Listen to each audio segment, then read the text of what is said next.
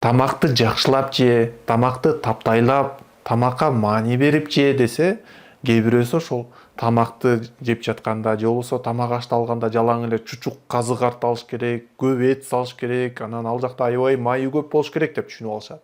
А негизи тамакты мындай маани берип жакшылап же дегенде, ал тамактагы жалаң эле майга маани берилбестен, жашылча жемиштерге, белокторго, сууга, баардык жана жеп жаткандагы процесске, ошондой эле тамактын маалына маани берилиши керек.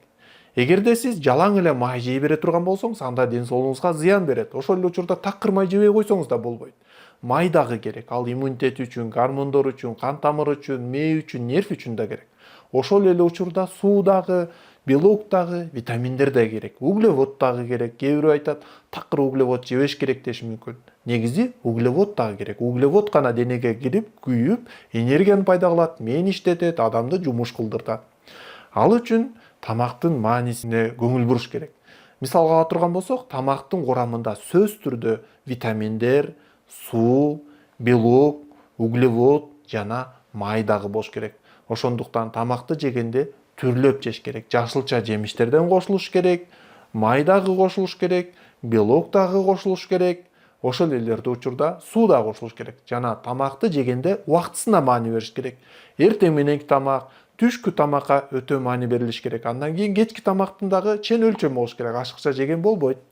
Жана ошол эле учурда тамак жеп жатканда тамакты жеген процесске маани бериш керек. Тамакты жакшылап чайнаш керек. Жакшылап чайналганда гана шилекейдеги амилаза ошол тамактын эритүүгө, сиңирүүгө жардам берет. Ошондой эле жакшылап чайналган тамак ашказанда оңой сиңет, ичегилерде оңой сиңет. Эгерде сиз шашып ушуп эки чайнап бир жута турган болсоңуз, анда ал тамак жакшы сиңбей, ичегилерде ооруну пайда кылат. Жок дегенде тамакты 20-30 жолу чайнаш керек. Негизи эң кеминде же болбосо жакшы чайнаш үчүн 40 жолу чайнаган өтө пайдалуу. Жана бир тамакты эгерде жакшылап чайнап жегенде ашыкча тамак жеп албайсыз.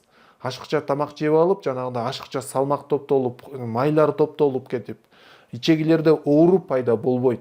Эгерде сиз ушул тамакты таптайлап же, маани берип жеш керек, тамакка эң маанилүү мындай көңүл буруш керек деген нерсенин орду ушунда. Эгерде кошумча сурооңуздар бар болсо, анда комментарийга жазыңыздар, биз аларга жооп беребиз.